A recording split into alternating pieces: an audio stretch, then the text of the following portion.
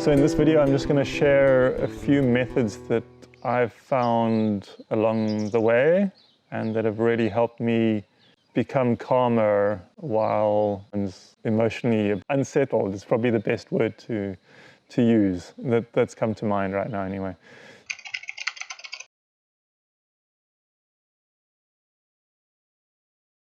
Essentially, often the mind gets caught on a thought or a fear or a situation or a drama or some situation, and the mind just runs with that. And the more attention our mind is giving to a thought, the more entrenched we kind of get into that thought and the more it kind of can run us.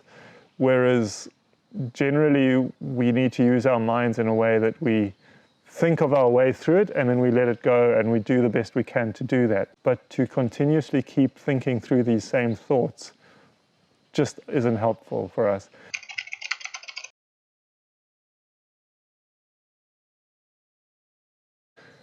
I would just like to add though that to me relaxation techniques are more like a temporary measure to calm oneself in the moment. They are not to be used ongoingly or as a way of life or whatnot. I believe if there's any form of stress or tension or pain or anything, again, it's life showing us that something needs to change. Again, either in the physical reality or a belief system that needs to change. So relaxation techniques are here to be used in specific times when one is not centered and one's battling to function, but it's not something, they aren't something that should be used ongoingly. It's literally just as a bit of an emergency kind of method. So I just want to put that out there, that I encourage you not to use these techniques ongoingly, because that's really saying something needs to change. Again, the reason we're having these painful experiences or difficult times is saying something needs to change. So just to use relaxation techniques to kind of numb that pain and not change is, it's not really a way forward the way I see it, long term anyway.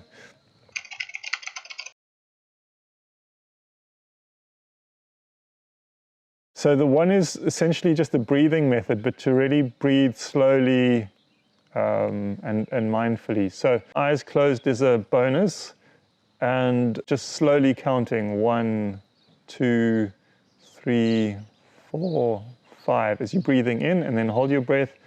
1, 2, 3, 4, 5, and then start breathing out slowly. 1, 2, 3, 4, 5, and then hold your breath again. 1, 2, 3, 4, 5. And actually try and count and put your attention to counting and not to wherever your mind wants to go. Just really put your attention to counting.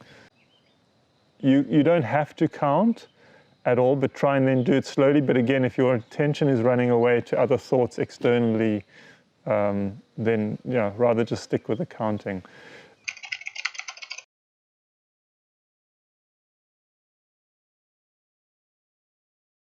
Breathe in. 1, 2, 3, 4, 5. Hold your breath. 1, 2, 3, 4, 5. Exhale. 1, 2, 3, 4, 5. Hold your breath. 1, 2, 3, 4, 5. Inhale. 1, 2, 3, 4, 5. Hold your breath. 1, 2, 3, 4, 5. Exhale. 1, 2, 3, 4, 5. Hold your breath. 1, 2, 3, 4, 5. And you're just welcome to repeat that as long as you choose.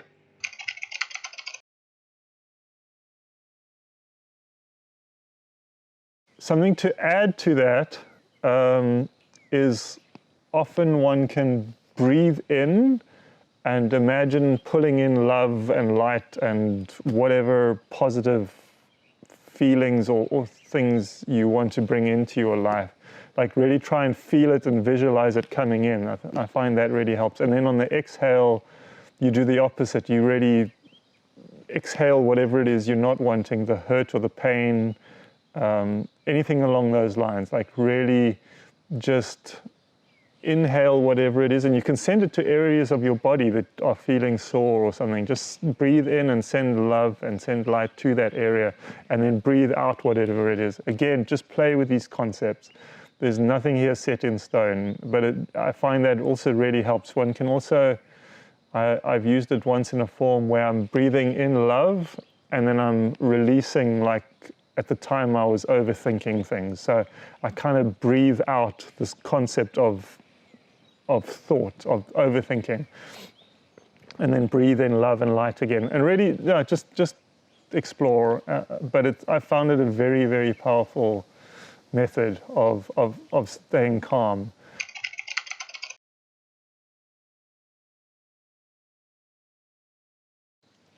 Another thing one could add to this breathing method is there's a muscle, it's not your stomach, but it's just below, or it's part of your stomach, but it's not just like when you're breathing in and out.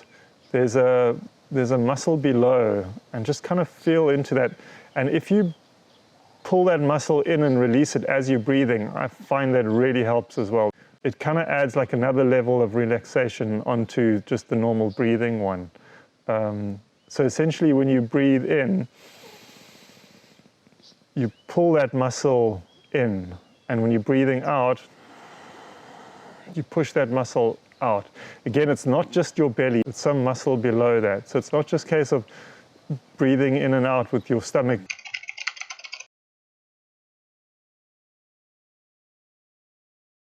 Yeah, another method I was taught was talking to the inner child. So essentially one can almost see our adult lives as there's an adult part of us, but then there's a childlike part of us that's still childlike. And it's often the one that feels a lot of these fears and abandonment and a lot of these kind of issues. So in essence, pretend, there's a little child that's scared or in distress or something like that. And the way we talk to that child, it's quite interesting how we generally might talk to that child in a very loving way, but ourselves, we're often just a lot harder with ourselves. So it's really about talking to our own inner child in the same way that we talk to another child, in a very kind and gentle and loving way. So for me, when I use this method, I again put my hand on my heart, I close my eyes. Again, closing eyes always helps. And I kind of just talk to the child, like imagine there's a little child there by your heart, and just kind of imagine or visualize this little child in your heart, and just talk to it lovingly, talk to it caringly, tell it what's going on, that you're there for it, to support it, to love it, that you're here to listen to it, anything that you tell a young child.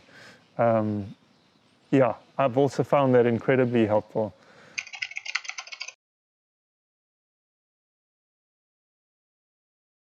Eckhart Tolle has a method of what he calls observing your thoughts, and I find that really helpful as well.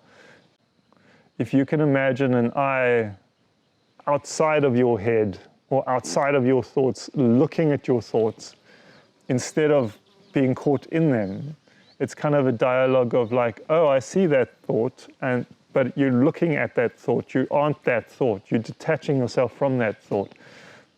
And that also really helps bringing peace and calmness. It's a very powerful method.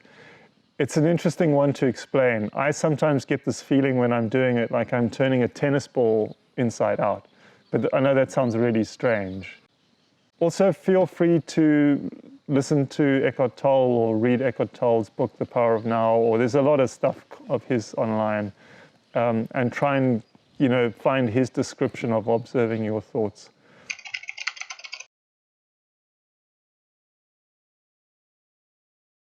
So it's really about knowing when to apply these different techniques depending on what's happening for you at any moment in time and where you are. in life, what you're up to. Sometimes you can use the one method but not the other method so much. I mean, if you're driving a car, you can't close your eyes, but there are other methods you're using. One can observe one's thoughts probably easier in a car, driving a car, whereas one's sitting somewhere, one could close one's eyes and do a breathing method, or you can pretty much, I guess, do breathing anywhere. But yeah, again, just play with these concepts, see what works, and take it from there.